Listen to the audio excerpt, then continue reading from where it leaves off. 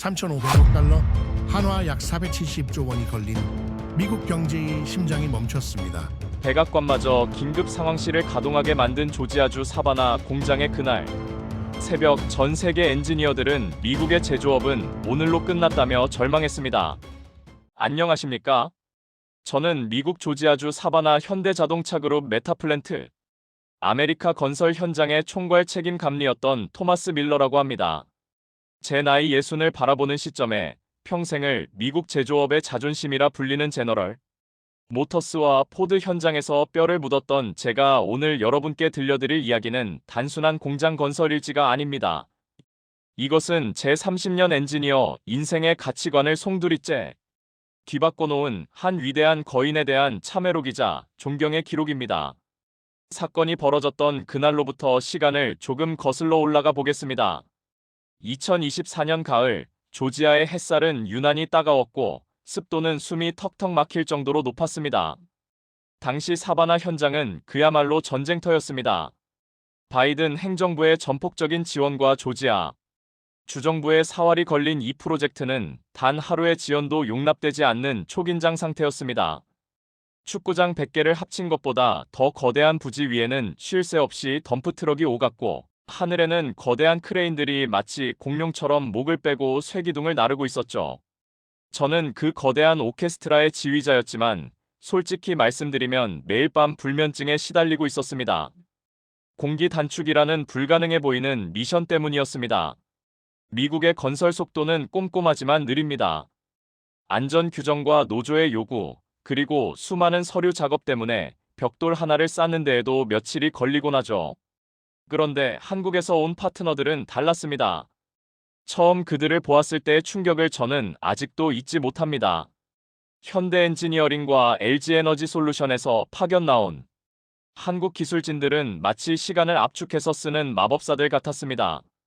우리가 커피를 마시며 회의를 하고 있을 때 그들은 이미 현장에 나가 흙먼지를 뒤집어 쓴 채 도면을 펼치고 있었습니다. 우리가 문제가 생겨 본사에 보고서를 쓸 때 그들은 이미 공구함을 들고 문제의 원인을 찾아 해결하고 있었습니다. 그 중에서도 제가 유독 눈여겨보았던 한 사람이 있었습니다. 한국 측 현장 소장님이었던 박 전무님, 아니 우리끼리는 마스터 박이라고 불렀던 분이었습니다. 첫인상은 솔직히 말씀드리면 실망스러울 정도로 평범했습니다. 헐거워진 안전조끼에 빛바랜 작업화, 그리고 항상 목에 걸려있는 낡은 수건까지 세계적인 대기업의 임원이라기보다는 제 고향 켄터키의 옥수수 농장 아저씨 같은 수수한 모습이었으니까요. 하지만 현장의 젊은 미국인 엔지니어들, 특히 아이비리그 출신의 엘리트들은 박 전무님을 대놓고 무시하곤 했습니다. 그들의 눈에 박 전무님은 영어가 서툴고 세련된 프레젠테이션을 할 줄 모르며 그저 무식하게 몸으로 때우는 구식 기술자처럼 보였을 겁니다. 저조차도 처음에는 의구심을 가졌습니다. 어느 날 점심시간이었습니다. 식당에서 스테이크와 파스타를 먹으며 담소를 나누는 미국 직원들 사이로 박 전무님은 구석진 자리에서 컵라면 하나로 끼니를 때우며 도면에서 눈을 떼지 않고 계셨습니다. 저는 다가가서 물었습니다. 미스터 박, 식사는 좀 천천히 하시고 쉬시지요. 건강 상합니다. 그러자 박 전무님은 안경 너머로 웃으시며 짧은 영어로 이렇게 대답하셨습니다. 노 프라블럼. 기계는 밥 먹는 시간을 기다려주지 않아요. 지금 이 부분을 해결하지 않으면 내일 비가 왔을 때 기초 공사가 무너질 수 있습니다. 저는 그때까지만 해도 그 말이 그저 일 중독자의 변명이라고만 생각했습니다. 그저 한국인 특유의 빨리빨리 문화가 낳은 조급증이라고 치부했었죠. 그러나 제 생각이 틀렸음을 깨닫는 데는 그리 오랜 시간이 걸리지 않았습니다. 며칠 뒤 조지아주에 기록적인 폭우가 쏟아졌습니다. 배수 시스템이 아직 완비되지 않은 상태라 현장이 물바다가 될 위기였습니다. 미국 직원들은 규정상 우천시 작업 중단이라며 모두 철수 준비를 하고 있었죠. 그런데 창밖을 보니 억수같이 쏟아지는 빗속에서 누군가가 삽을 들고 뛰어다니고 있었습니다. 박 전무님이었습니다. 그는 혼자서 배수로를 점검하고 빗물이 고일 만한 곳을 찾아 흙포대를 쌓고 있었습니다. 그 모습에 감동한 한국 직원들이 하나둘씩 뛰쳐나갔고 결국 그날 밤 우리 현장은 인근의 다른 공사장들이 침수 피해를 입을 때 유일하게 아무런 피해 없이 아침을 맞이할 수 있었습니다. 다음 날 아침 젖은 옷을 입은 채 믹스커피를 마시고 있는 박 전무님을 보며 저는 처음으로 경외감을 느꼈습니다. 저 사람은 회사의 이익을 위해 일하는 것이 아니라 마치 이 공장을 자신의 집처럼, 아니 자신의 자식처럼 여기고 있구나 하는 생각이 들었기 때문입니다. 그 사건 이후 저는 박 전무님을 다시 보게 되었습니다. 그는 책상에 앉아 지시만 내리는 임원이 아니었습니다. 50m 높이의 철골 구조물 위를 20대 청년처럼 가볍게 오르내렸고 용접 불꽃이 튀는 지하 파이프라인에 직접 들어가 용접 상태를 확인했습니다. 그의 손은 항상 기름때와 상처로 얼룩져 있었지만 그 손이 닿는 곳마다 문제가 해결되고 공정이 빨라지는 기적 같은 일이 벌어졌습니다. 우리 미국 엔지니어들은 매뉴얼과 이론에 갇혀 있을 때 박 전무님은 경험과 직관, 그리고 기계와 대화하는 듯한 감각으로 해답을 찾아냈습니다. 한 번은 독일에서 수입한 수십억 원짜리 정밀 로봇팔이 오작동을 일으켰을 때였습니다. 독일 본사 엔지니어들과 화상회의를 하며 소프트웨어 문제라고 며칠을 싸우고 있을 때 박 전무님은 조용히 기계 밑으로 들어가시더니 30분 만에 기름 범벅이 되어 나오셨습니다. 그리고는 손에 들린 작은 쇠조각 하나를 보여주셨죠. 센서 문제가 아닙니다. 유압 밸브 사이에 미세한 쇳가루가 끼어 있었어요. 이게 흐름을 막고 있었던 겁니다. 그 순간 모니터 너머의 독일 박사들도 현장의 미국 엔지니어들도 할 말을 잃었습니다. 첨단 장비로도 찾지 못한 원인을 그는 오직 손끝의 감각과 소리만으로 찾아낸 것입니다. 그렇게 시간은 흘러 공장 완공이 눈앞으로 다가왔습니다. 우리는 예정보다 3개월이나 앞당겨 시범 가동을 준비하게 되었습니다. 이것은 미국 건설 역사상 유례없는 속도였고 조지아 주지사는 이를 현대의 기적이라고 불렀습니다. 하지만 빛이 강하면 그림자도 짙은 법일까요? 완공을 코앞에 둔 시점에서 우리에게는 감당하기 힘든 시련이 다가오고 있었습니다. 본사에서는 하루라도 빨리 배터리를 생산해내라는 압박이 거세졌고 현장의 피로도는 극에 달해 있었습니다. 특히 배터리 공정의 핵심인 믹싱 라인은 전 세계에서 가장 까다로운 기술이 집약된 곳이라 작은 실수도 용납되지 않는 곳이었습니다. 미국 측 운영팀과 한국 측 시공팀 사이의 신경전도 날카로워졌습니다. 우리 미국 엔지니어들은 한국식의 융통성을 불안해했고 한국 엔지니어들은 우리의 경직된 사고방식을 답답해했습니다. 폭풍전야와도 같은 긴장감이 감돌던 어느 날 결국 우려했던 사태가 터지고 말았습니다. 그것은 단순한 고장이 아니었습니다. 수천억 원이 투입된 그리고 미국 전기차 시장의 미래가 걸린 거대한 심장이 멈춰버린 것입니다. 그날 새벽 4시 공장 전체를 뒤흔든 것은 굉음이 아니라 소름 끼칠 정도의 정적이었습니다. 24시간 쉴 새 없이 돌아가야 할 배터리 전극 공정의 믹싱 장비가 멈춰 선 순간 통제실의 모든 모니터가 붉은색 경고등으로 도배되었습니다. 시스템 크리티컬 에러. 화면에 뜬 그 건조한 문구 하나가 우리 모두의 심장을 멎게 만들었습니다. 비상벨이 울리고 숙소에서 자고 있던 모든 기술진이 잠옷바람으로 현장에 뛰어왔습니다. 상황은 생각보다 훨씬 심각했습니다. 배터리의 핵심 재료를 섞는 거대한 교반기 축이 미세하게 뒤틀리면서 전체 라인이 셧다운된 것이었습니다. 문제는 이 장비가 독일의 정밀 기계 공학 회사인 S사에서 특수 제작한 모델로 오차 범위가 마이크로미터 단위라는 점이었습니다. 매뉴얼대로라면 이 장비를 멈추고 본사 엔지니어들을 불러 정밀 진단을 받은 뒤 부품을 교체해야 했습니다. 최소 2주, 길게는 한 달이 걸릴지도 모르는 대공사였습니다. 하지만 우리에게는 그럴 시간이 없었습니다. 당장 내일 모레가 미국 대통령과 조지아 주지사, 그리고 현대차그룹 회장님이 참석하는 그랜드 오프닝 행사였으니까요. 전 세계 기자들이 지켜보는 가운데 공장이 멈춰 서 있다는 사실이 알려지면 그것은 단순한 망신을 넘어 주가 폭락과 현대마이너스 LG의 대미 투자 신뢰도에 치명적인 타격을 입힐 것이 뻔했습니다. 현장은 순식간에 아비규환이 되었습니다. 독일 S사에서 파견 나와 있던 수석 엔지니어 밀러 박사는 노트북을 연결해 데이터를 분석하더니 고개를 절레절레 흔들었습니다. 이건 물리적 데미지입니다. 소프트웨어로 보정할 수 있는 범위를 넘어섰어요. 지금 당장 재가동하면 축이 부러지면서 폭발할 수도 있습니다. 안전 규정상 절대 가동 불가입니다. 그의 말은 사형 선고나 다름없었습니다. 미국 측 경영진들은 얼굴이 사색이 되어 소리를 질러댔습니다. 도대체 관리를 어떻게 한 거야?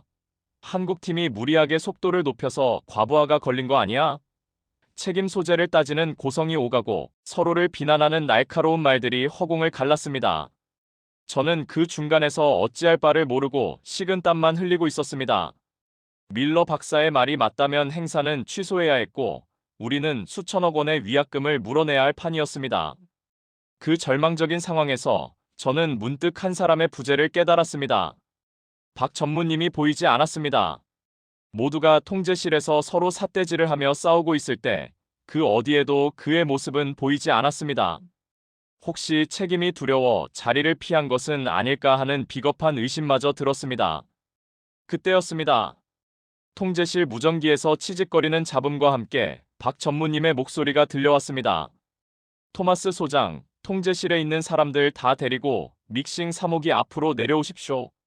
그리고 밀러 박사한테 청진기 하나 챙겨오라고 전해요. 뜬금없는 소리였습니다.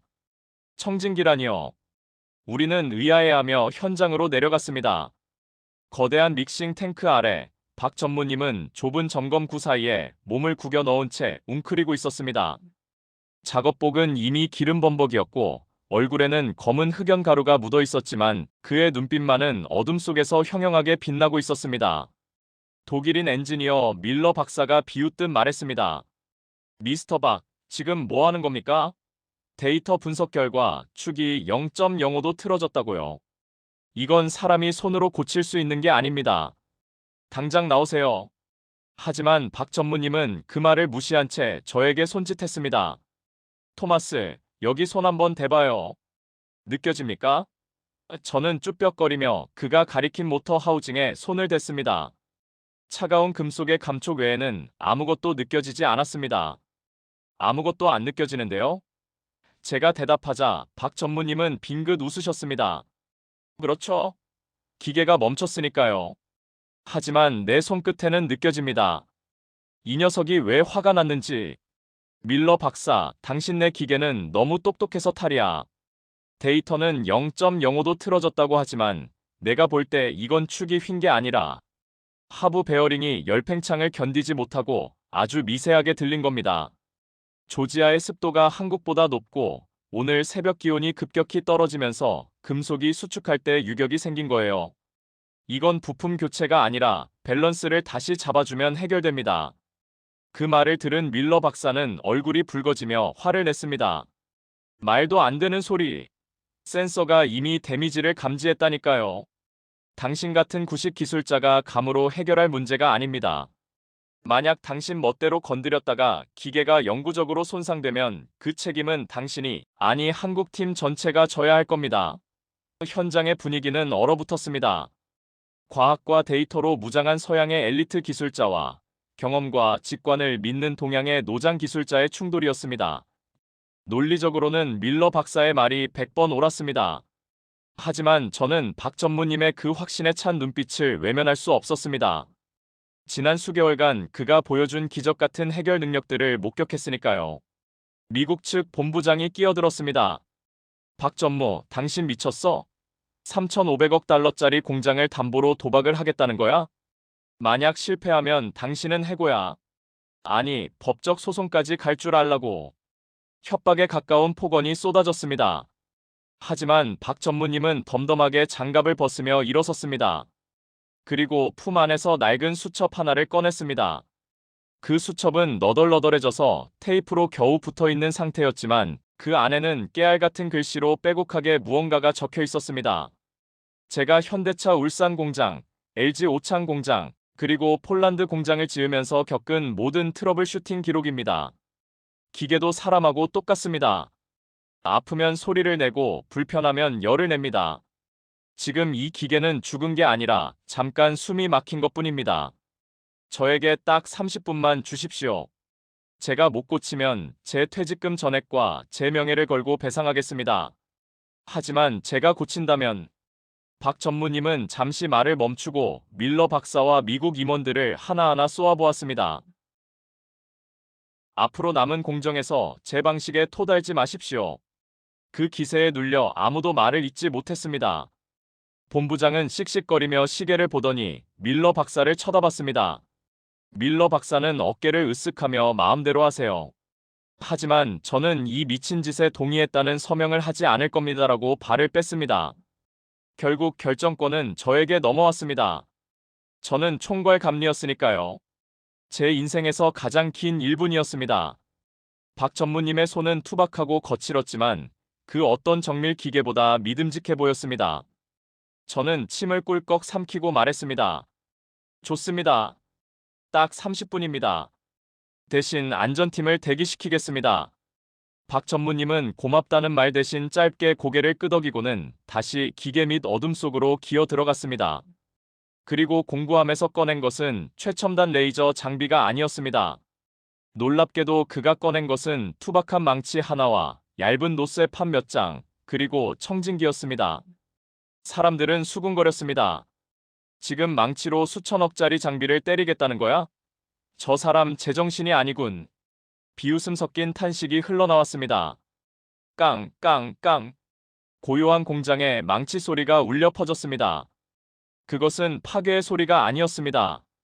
마치 의사가 환자의 가슴을 두드려 반응을 살피듯 아주 리드미컬하고 신중한 소리였습니다. 박 전무님은 청진기를 기계 몸체에 대고 망치로 특정 부위를 가격한 뒤 소리의 울림을 듣고 다시 노쇠판을 베어링 사이에 끼워 넣기를 반복했습니다.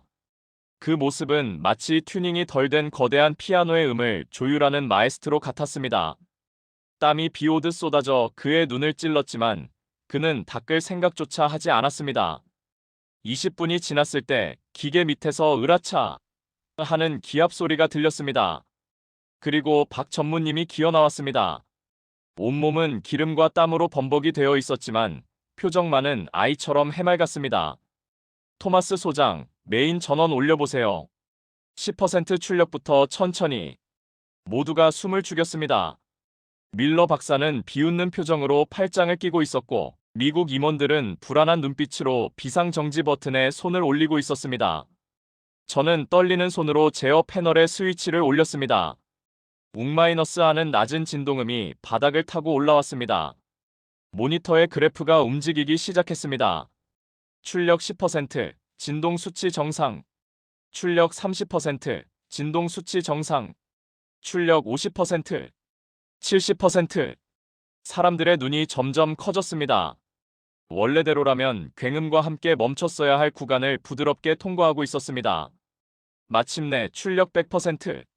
거대한 믹싱 날개가 맹렬하게 돌아가기 시작했지만 진동 수치는 S사 매뉴얼의 허용 범위인 0.01보다 훨씬 낮은 0.003을 가리키고 있었습니다. 밀러 박사의 입이 떡 벌어졌습니다. 이게 어떻게? 물리적으로 불가능한 수치인데. 그 순간 박 전무님이 수건으로 얼굴을 닦으며 무심하게 한마디를 던졌습니다. 기계는 매뉴얼로 돌리는 게 아닙니다. 정성으로 돌리는 거지. 한국에서는 이걸 손맛이라고 합니다. 정적을 깨고 누군가가 박수를 치기 시작했습니다. 그것은 저였습니다. 그리고 곧이어 수백 명의 직원이 환호성을 지르며 박 전무님을 에워쌌습니다. 그날의 사건은 사바나 현장의 공기를 완전히 바꿔놓았습니다. 기적의 30분이라 불린 그 사건 이후 미국 엔지니어들과 독일 기술진들이 한국팀을 바라보는 눈빛은 의구심에서 경외심으로 변해 있었습니다. 특히 독일의 밀러 박사는 그날 오후 박 전무님을 찾아와 정중하게 고개를 숙였습니다. 그는 자신의 태블릿 PC를 덮으며 서툰 영어로 이렇게 말했죠. 미스터 박, 내가 틀렸습니다. 나의 센서는 기계의 표면만 읽었지만 당신의 손은 기계의 마음을 읽더군요. 당신은 기술자가 아니라 장인 마스터입니다. 그 오만하던 독일 박사가 장인이라는 표현을 쓴 것은 엔지니어로서 보낼 수 있는 최고의 찬사였습니다. 박 전무님은 그 사과를 거드름 피우며 받는 대신 그저 사람 좋게 웃으며 밀러 박사의 어깨를 두드려 주었습니다. 밀러 박사의 데이터가 있었기에 내가 문제의 위치를 짐작할 수 있었소. 우리는 한 팀 아닙니까? 그 한마디에 밀러 박사의 얼굴이 붉어지더군요. 기술적 승리보다 더 빛나는 인격적 승리였습니다. 그날 저녁 저는 박 전무님을 저녁 식사에 초대했습니다. 감사의 마음도 전하고 싶었지만 도대체 그 놀라운 능력과 헌신의 원천이 무엇인지 인간적으로 너무나 궁금했기 때문입니다. 우리는 현장 근처에 새로 생긴 작은 한식당으로 향했습니다. 식당 안은 이미 퇴근한 한국 직원들로 북적이고 있었습니다. 저는 거기서 또 한 번의 문화적 충격을 받았습니다. 미국에서는 상사와 부하 직원이 퇴근 후에 어울리는 일이 드뭅니다. 설령 회식을 하더라도 상사는 상석에 앉아 대접을 받는 것이 일반적이죠. 그런데 박 전무님은 달랐습니다. 가장 구석 자리에 앉아 겉옷을 벗더니 직접 집게와 가위를 들고 불판 위에 고기를 굽기 시작하는 겁니다. 맞은편에는 갓 입사한 듯한 20대의 어린 한국 청년이 안절부절 못하며 앉아 있었죠. 전무님, 제가 하겠습니다. 청년이 말하자 박 전무님은 손사래를 쳤습니다. 놔둬라, 임마. 하루 종일 땡볕에서 케이블 깐다고 고생했는데 밥이라도 편하게 먹어야지. 많이 먹어라, 내 새끼들. 그는 능숙한 솜씨로 삼겹살을 잘라 직원들의 접시에 놓아주었습니다. 저는 그 모습을 멍하니 바라보았습니다. 세계 굴지의 대기업 임원이 막내 직원을 위해 고기를 굽고 상추쌈을 싸주는 모습. 제 30년 직장 생활 동안 단 한 번도 보지 못한 리더십의 형태였습니다. 저는 조심스럽게 물었습니다. 미스터 박, 미국에서는 보스가 고기를 굽지 않습니다. 왜 당신은 직접 하십니까? 그러자 박 전무님은 소주 한 잔을 들이키고는 씁쓸하면서도 따뜻한 미소를 지으며 대답했습니다. 토마스, 우리는 이걸 정쟁이라고 부릅니다. 이 친구들은 단순히 월급 받고 일하는 부하 직원이 아니에요. 먼 타국까지 와서 가족과 떨어져 고생하는 내 동생이고 조카고 아들들입니다. 내가 고기 한 점 더 구워 먹이는 게 뭐 그리 대단한 일이겠습니까? 술잔이 몇 순배 돌고 분위기가 무르익자 저는 낮에 있었던 일을 다시 물었습니다. 아까 기계 밑에서 망치질을 할 때 솔직히 두렵지 않았습니까? 실패하면 모든 책임을 져야 했잖아요. 박 전무님은 잠시 창밖의 어둠을 응시했습니다. 그의 눈빛이 깊어졌습니다. 토마스, 내 고향 울산에는 내 청춘이 묻혀 있습니다. 80년대 아무것도 없던 갯벌 위에 조선소를 짓고 자동차 공장을 지을 때 우리는 가진 게 없었습니다. 기술도 돈도 장비도 부족했죠.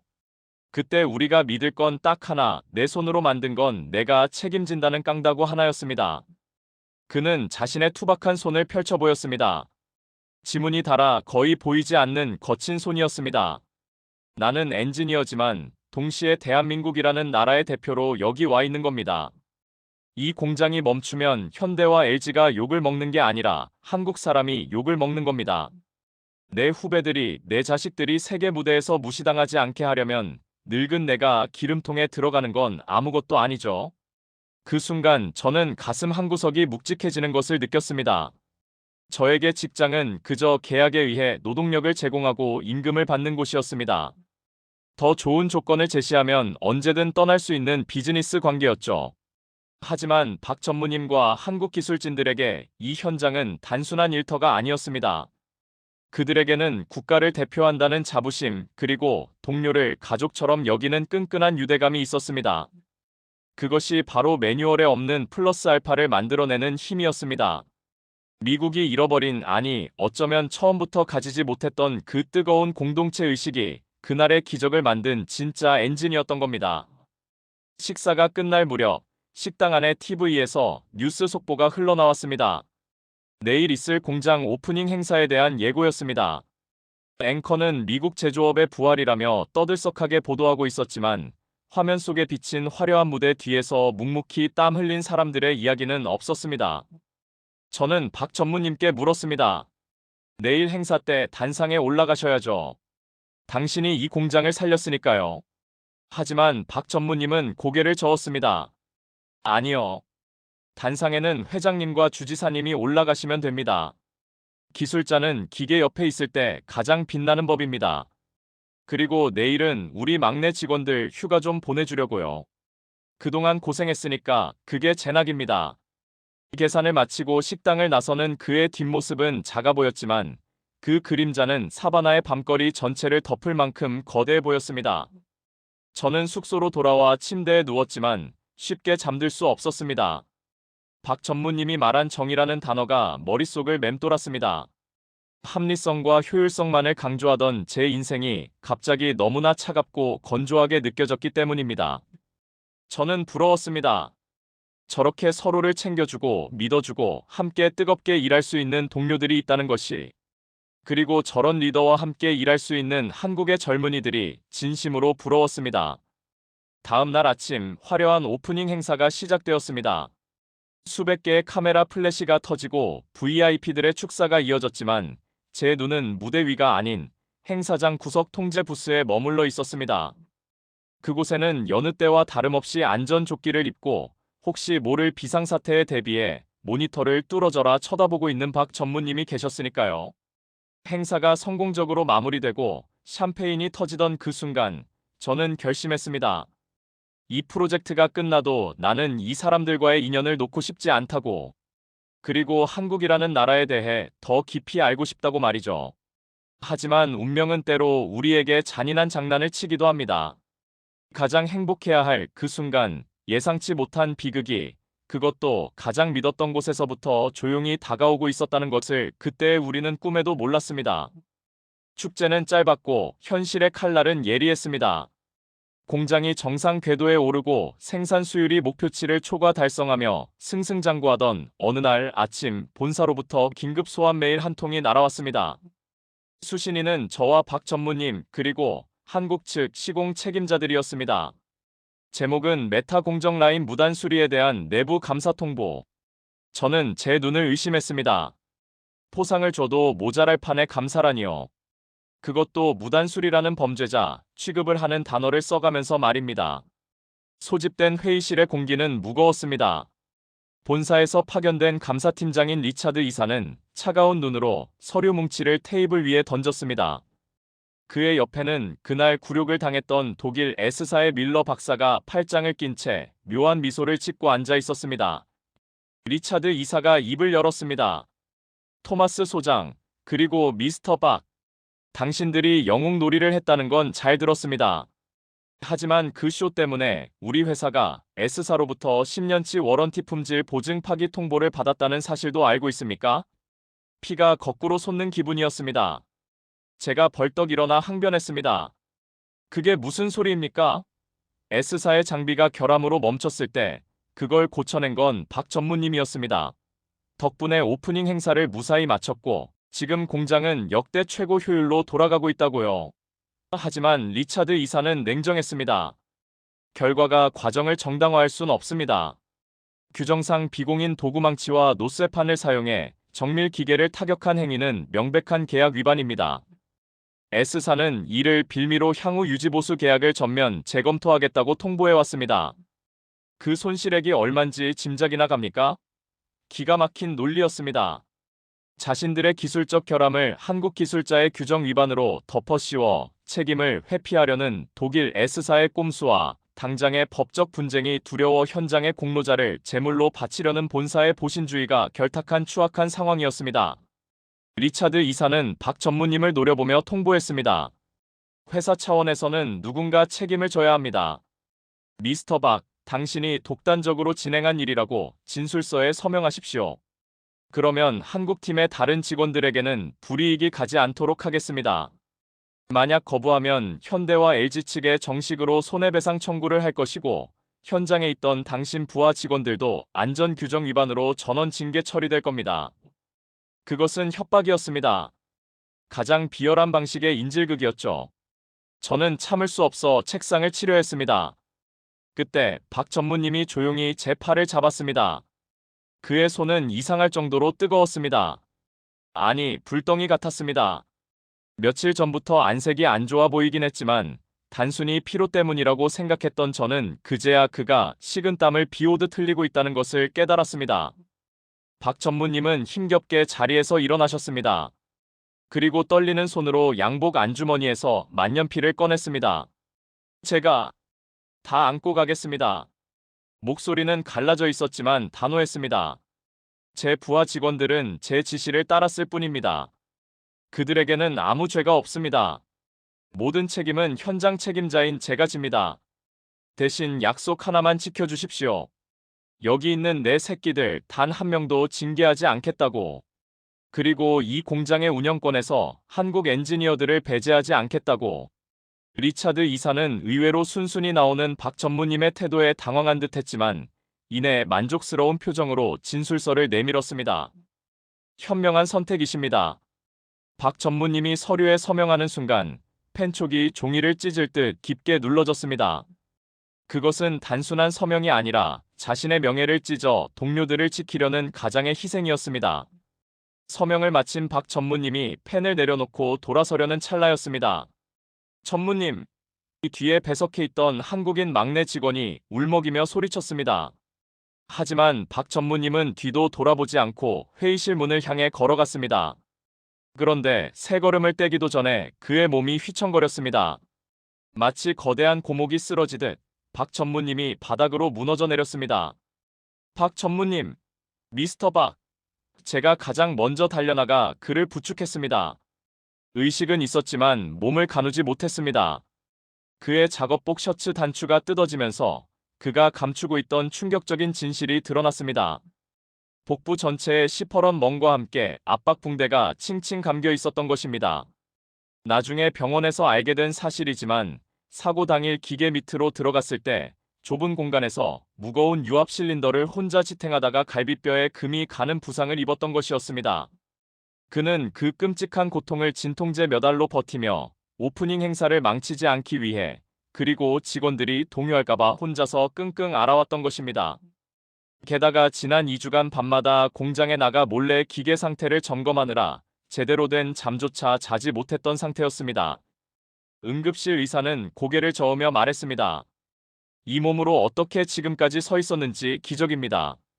염증 수치가 폐혈증 직전까지 갔어요. 정신력으로 버틴 겁니다. 응급실 복도에 주저앉아 저는 엉엉 울고 말았습니다.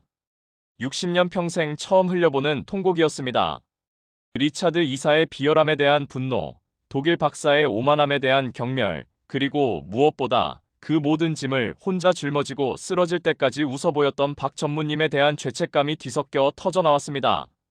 그때 응급실 자동문이 열리며 수십 명의 사람들이 몰려들어왔습니다. 공장에서 소식을 듣고 달려온 수백 명의 미국인 근로자들과 한국 직원들이었습니다. 그들의 손에는 저마다 무언가가 들려 있었습니다.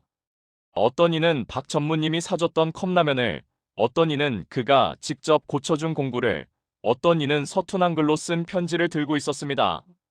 미국 노조위원장인 거구의 밥바브의 눈시울이 붉어진 채 저에게 다가와 물었습니다. 토마스, 사실입니까? 본사가 박을 자르려고 한다는 게, 그가 우리를 위해 몸을 던졌는데 회사가 그를 버린다는 게 사실입니까? 저는 아무 말 없이 고개만 끄덕였습니다. 그러자 밥의 얼굴이 무섭게 일그러졌습니다. 그는 뒤에 있는 동료들을 향해 소리쳤습니다. 들었지? 우리를 가족이라고 불렀던 유일한 보스가 지금 쫓겨날 판이다. 우리가 가만히 있어야 하나? 너. 병원 로비가 떠나갈 듯한 함성이 울렸습니다. 그것은 더 이상 한국인과 미국인의 구분이 없는 우리들의 리더를 지키려는 사람들의 분노였습니다. 다음 날 아침 메타플랜트 현장은 멈췄습니다. 기계 고장이 아니었습니다. 수천 명의 근로자가 작업을 거부하고 본관 앞에 집결했기 때문입니다. 그들이 든 피켓에는 영어와 한국어로 이렇게 쓰여 있었습니다. 노 메스터 파크, 노워크 마스터박 없이는 일도 없다. 그리고 위 노더 트루스 우리는 진실을 안다. 리차드 이사와 본사 임원들은 창문 너머로 보이는 그 엄청난 광경에 사색이 되었습니다. 이것은 단순한 파업이 아니었습니다. 국적과 인종을 초월하여 진짜 리더가 누구인지 알아본 사람들의 존경심이 만들어낸 거대한 방어막이었습니다. 저는 그 인파의 맨 앞에 섰습니다. 제 손에는 박 전무님이 강요에 의해 작성했던 그 진술서 사본과 제가 밤새 정리한 독일 S사 장비 결함 증명 데이터가 들려 있었습니다. 이제 제가 나설 차례였습니다. 박 전무님이 우리에게 보여준 책임이라는 것이 무엇인지 저 비겁한 양복쟁이들에게 똑똑히 가르쳐줄 시간이었습니다. 저는 확성기를 잡았습니다. 여러분, 우리는 기계 부속품이 아닙니다. 그리고 박 전무님은 우리를 부속품 취급하지 않은 유일한 사람입니다. 맞습니까? 함성이 조지아의 하늘을 뒤덮었습니다. 그날의 시위는 단순한 집단 행동이 아니었습니다. 그것은 거대한 파도였고 진실을 향한 외침이었습니다. 제가 확성기를 통해 밀러 박사의 설계 오류를 증명하는 데이터, 즉 조지아주의 고습도, 환경을 고려하지 않은 베어링 열팽창 개수 오류에 대한 보고서를 공개하자 현장은 술렁이기 시작했습니다. 본사 감사팀장 리차드 이사는 당황하여 전화를 돌리기 바빴고 오만하던 밀러 박사는 얼굴이 사색이 되어 자리를 피하려 했습니다. 결국 본사는 백기를 들었습니다. 수천 명의 숙련된 기술자들이 일제히 손을 놓겠다고 선언한 상황에서 그들에게 다른 선택지는 없었습니다. 그날 오후 본사는 공식 성명을 통해 박 전무님에 대한 징계 절차를 전면 취소하고 독일 S사에 정식으로 클레임을 걸어 피해 보상을 청구하겠다고 발표했습니다. 그것은 우리 모두의 승리였고 정의의 승리였습니다. 하지만 우리는 환호성을 지르지 않았습니다. 병상에 누워있는 우리의 영웅이 아직 눈을 뜨지 못했기 때문입니다. 박 전무님이 의식을 되찾은 것은 그로부터 꼬박 사흘이 지난 후였습니다. 제가 병실에 들어섰을 때 그는 산소호흡기를 떼고 창밖을 바라보고 있었습니다. 많이 야윈 모습이었지만 표정은 평온해 보였습니다. 저를 보자마자 그가 꺼낸 첫 마디는 자신의 몸 상태에 대한 걱정이 아니었습니다. 토마스, 공장은? 라인은 잘 돌아가고 있습니까? 저는 눈물이 핑 도는 것을 억지로 참으며 짐짓 밝은 목소리로 대답했습니다. 물론이죠. 당신이 조율해 놓은 덕분에 S사 놈들이 와서 보고는 기적이라고 합디다. 그리고 걱정 마세요. 징계는 취소됐고 본사가 당신에게 정식으로 사과하기로 했습니다. 그제야 박 전무님은 안도의 한숨을 내쉬며 희미하게 미소 지었습니다. 다행이네요. 내 새끼들. 밥줄 끊길까봐 그게 제일 걱정이었는데. 그의 퇴원날 병원 로비에는 진풍경이 벌어졌습니다. 누가 시키지도 않았는데 근무가 없는 직원들 수백 명이 자발적으로 나와 그를 기다리고 있었던 것입니다. 그들의 손에는 꽃다발과 직접 쓴 편지, 그리고 한국 과자인 초코파이가 들려 있었습니다. 덩치 큰 미국인 근로자들이 투박한 손으로 서툰 하트 모양을 만들어 보이며 사랑해요, 마스터박 을 외칠 때 무뚝뚝하기로 소문난 박 전무님도 결국 눈물을 보이고 말았습니다. 그는 불편한 몸을 이끌고 직원들 한 명 한 명의 손을 잡아주며 말했습니다. 고맙습니다. 여러분이 저를 살렸습니다. 우리는 가족입니다. 그날 저는 확신했습니다. 이 공장은 시멘트와 철근으로 지어진 게 아니라 이 사람의 피와 땀 그리고 정이라는 한국 특유의 접착제로 지어졌다는 것을요.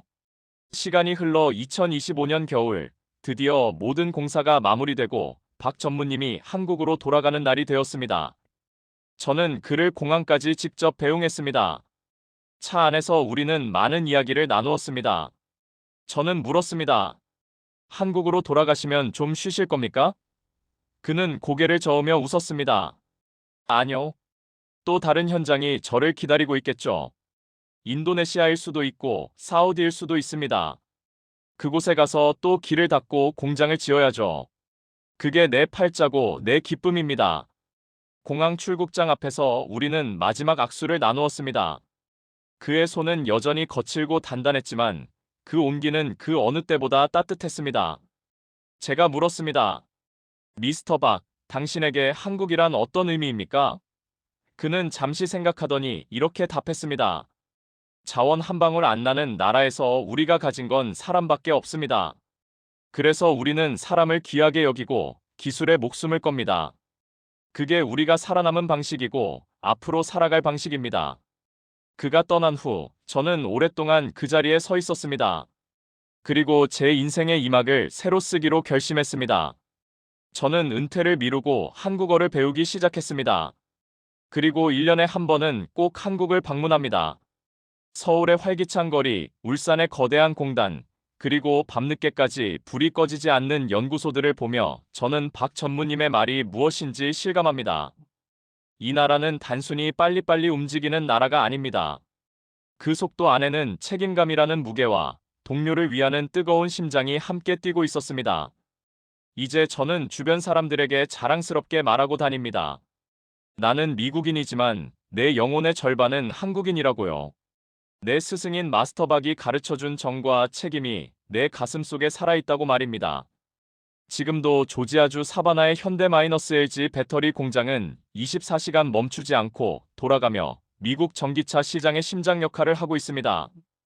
밤이 되면 공장의 불빛이 마치 거대한 보석처럼 빛납니다.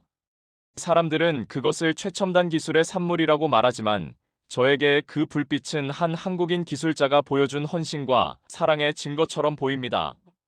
세상 모든 기적 뒤에는 반드시 누군가의 진심이 숨어 있다는 것을 저는 그분을 통해 배웠습니다.